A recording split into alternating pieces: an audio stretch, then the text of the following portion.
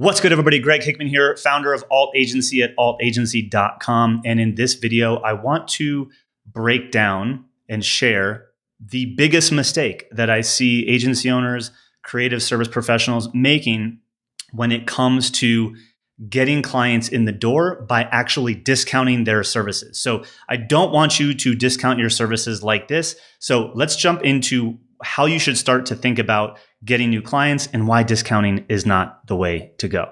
Let's do it.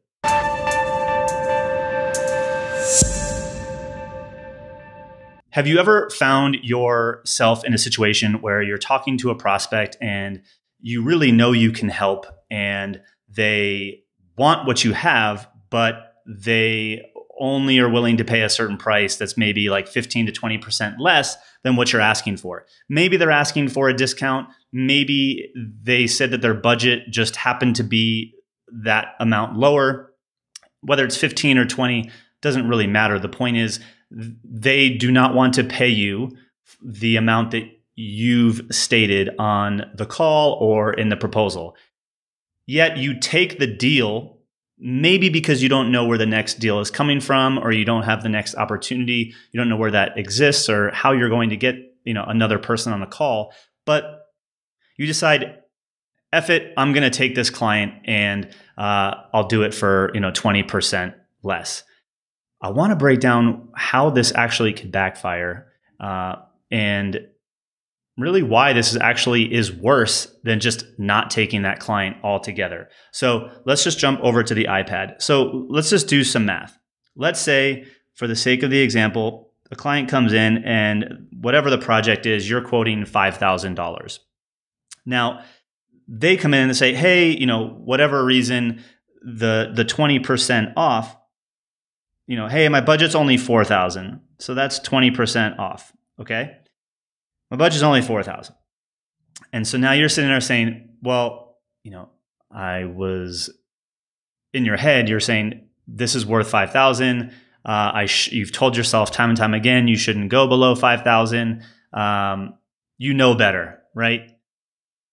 You know better than to discount the services when really the $5,000 is exactly what you deserve and what the project warrants. But let's play out this example. So you say, okay, fine, I'll do it. So now you have the client paying you $4,000 for the work that you normally charge $5,000 for. Well, one thing that I see that agency owners don't pay attention to is their cost to acquire a client. Now, ballpark numbers, when you go to things like paid traffic, whether you get referrals or not, like your time, there is time in bringing clients to you, especially if you want a predictable business. This is not the episode where I'm going to dive into why referrals are not predictable. But if you've ever used advertising or used marketing, you've either spent money to bring prospects to you or you've used your time and content to bring people to you. And so there is a cost to acquire a new client. In kind of the high ticket coaching consulting world, you often see the cost to acquire around $1,500 from paid ad into, a lead magnet or an attraction piece like a webinar onto a sales call into a close.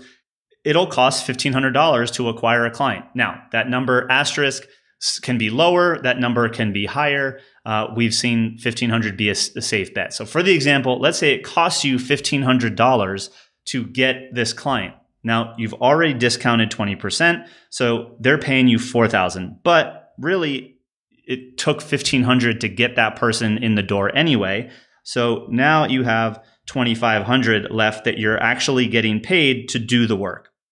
Now, depending upon what type of work you're doing, you have cost of goods, you have cost of fulfillment.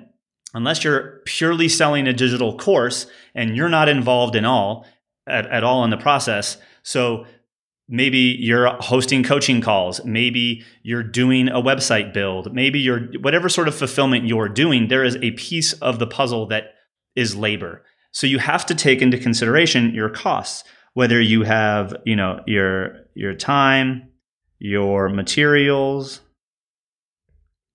any, contractors, aka overhead, whatever those other costs are, you have that too. Now, I'm guessing that because you're in a services business, your costs probably aren't going to be zero because you're not just selling a digital course. So it's your time. Whether it's you fulfilling or you hired a contractor, you have cost. So you end up having the situation where, okay, well, they just paid you $2,500, and I can tell you time and time again, we either see that the cost of all of this minus time, materials, labor, etc., that you're actually now in the red. You're actually making, you've lost, say, $1,000. Right? So we've lost $1,000 after your time back and forth, account management, just the things that actually happen in the process to deliver that client the result. So say you actually now lost $1,000. So let's say you even broke even. Okay? Say it's zero. What I find often end up happening, the money that is here, which should be, a profit, often correlates back to the discount that you gave. So you gave a discount up here, which so many times I see this because people don't calculate this, that was your profit. Now, it shocks me how many agency owners and service professionals don't know what their cost of fulfillment is or what profit margin they're operating at. But more likely than not, and if you haven't calculated this, you should, the discount that you gave, that 15 to 20% off, is actually where you make most of your money. If that's the case, what ends up happening is you take on this client because you felt like you needed to give them a discount to get them in the door to collect that money. But at the end of the day, you're really losing money on that client, but you still have to fulfill on that work. So your time goes up, which means your bandwidth goes down. And the next client that comes in the door, the prospect that comes in the door that is able to pay full price, you now don't have the bandwidth to serve. So what happens? You actually would have been better off just saying no to that deal if you understood your economics and held strong on the price that you wanted to charge, whether you charge $5 or not, like do the math on your own numbers. But I see it over and over again. You take the client because you don't know where the next dollar is coming from, but you're actually losing money because you don't know your costs, and you gave away your profit by either discounting your services or you gave it away through over-delivering because of scope creep or mismanaged projects. And you actually would have just been better off turning that client down because they weren't willing to pay you what you said you were going to charge, which was $5,000 in this example. In our heads, it is very easy to feel like, well, it's going to be more painful to just say no because I won't collect anything. And it's very easy for us to rationalize that in our head. Well, if I don't take this deal, I collect zero. But if I collect this client, I'm going to get $4,000. But again, we didn't do the math and we're actually losing $1,000, but we still have to fulfill on that project. Thus, we're giving away our time and our capacity, which means we have a lot less of that for the next possible deal.